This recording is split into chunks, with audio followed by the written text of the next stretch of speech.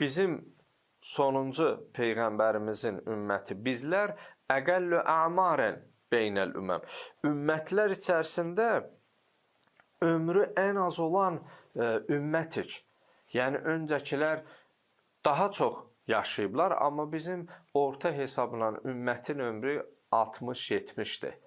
İmam Əli əleyhissalamın divanlarında var, buyurur, İzə aşəl fatası tinə amən fanısful omr tımhaquhul ləyali.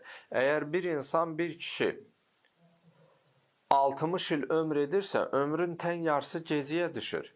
Yəni, 30 ilini yatmısan, yuxuda olmusan. Yuxuda Allah sənin etdiyin günahları səndən sorğu-sual eləməz.